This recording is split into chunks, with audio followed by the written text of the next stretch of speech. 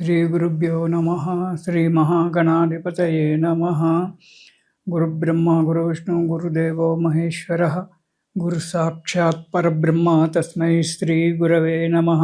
हरितसगोत्रोत्पन्नं हरिभक्तिपरायणं शङ्करगुरुवरेन्द्रचरणं शरणं प्रपद्ये। श्रीमहद्भ्यो गुरुभ्यो नमः। सदाशिवसमारम्भां व्यासशङ्करमध्यमाम् अस्मदाचार्यपर्यन्तां वन्दे गुरुपरम्पराम्। अरुणां करुणातरङ्गिताक्षीं धृतपाशाङ्कुशपुष्पबाणचापाम् अनिमादिभिरयुवृताम् अयोकैः अहमित्येव विभावयेद्भवानीम्। ఓం శ్రీమాత్రే నమః. ప్రేక్షకులకు శుభాభినందనలు. మనము ప్రతి మాసం చెప్పుకున్నట్టుగానే రేపు మే నెల అంటే వైశాఖ మాసంలో ఉండేటువంటి ఒక మాస ఫలితాల గురించి తెలుసుకుందాం. మిథున రాశి. ఈ రాశి వారికి ఈ నెలలో కూడా చాలా బాగా ఉంది. వైశాఖ మాసం మే నెలలో వస్త్రలాభాలు అంటే వస్త్రలాభం అంటే ఎవరైనా దానం ఇస్తారంటే మీ అత్తగారింట్లో కానీ మీ బంధువుల నెలలో కానీ మిత్రుల నెలలో కానీ వివాహాలు శుభకార్యాలు జరిగినప్పుడు వాళ్ళు మీకు బట్టలు పెట్టడం అనేటువంటిది ఉంటుంది. అలాంటివి జరిగినప్పుడు అది వస్త్రలాభం కింద వస్తుంది.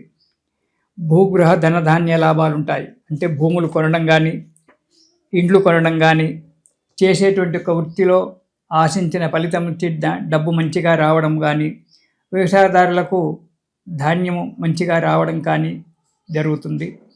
వ్యాపారంలో చేసేటువంటి ఒక వ్యక్తులకు ఈ నెలలో ఆశించినటువంటి యొక్క ఫలితాలు కనబడుతూ ఉంటాయి.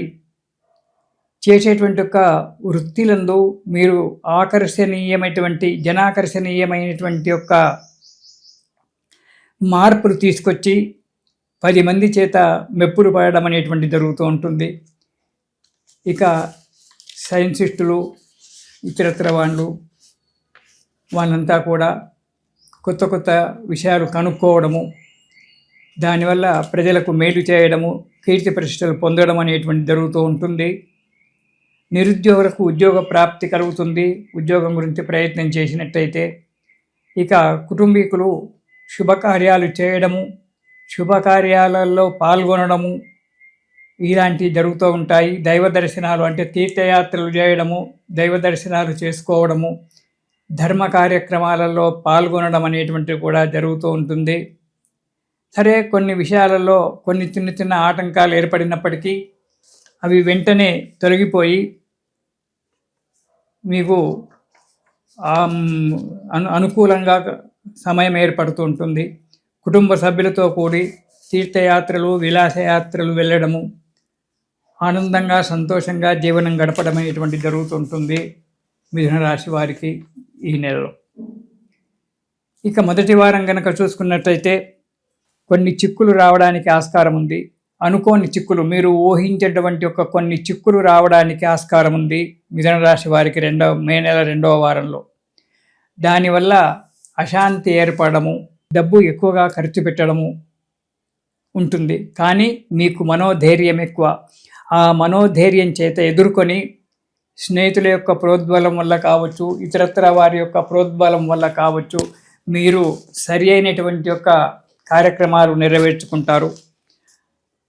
మనోధైర్యంతో ఎదుర్కొని కార్యక్రమాలను విజయవంతం చేసుకొని సుఖాన్ని సంతోషాన్ని పొందుతారు. ఇక 2వ వారంలో ఈ మిథున రాశి వారికి వృత్తిలో మంచి లాభసాటి ఉంటుంది.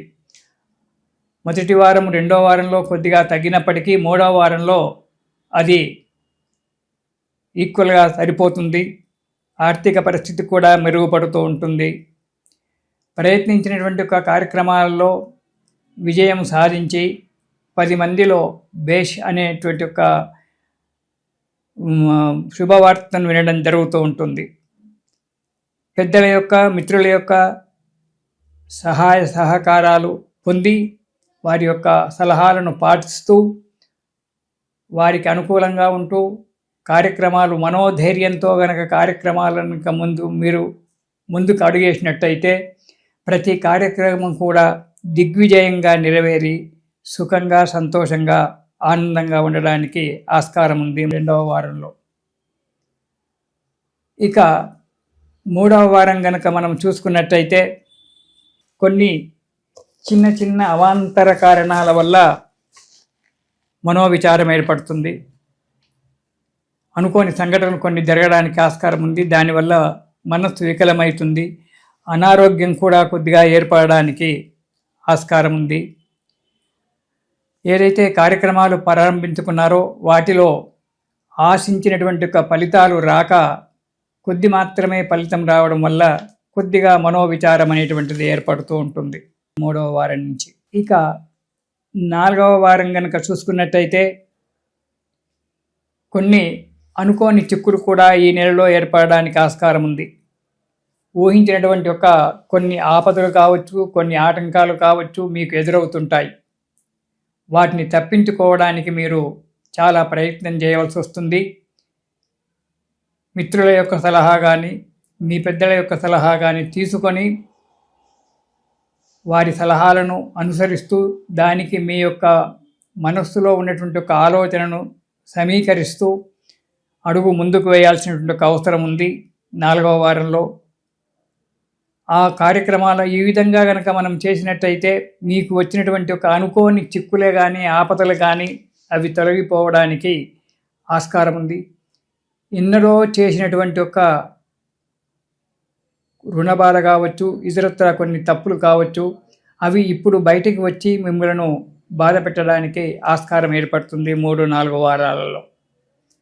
కాబట్టి వాటిని తప్పించుకోవడానికి మీరు చాలా జాగ్రత్తగా, నిర్భయంగా, మనోధైర్యంతో ముందుకు అడిగేసి వాటితో పెద్దల సలహా తీసుకొని ముందుకు అడిగేసినట్టయితే ఆ కార్యక్రమాలు సమసిపోతాయి.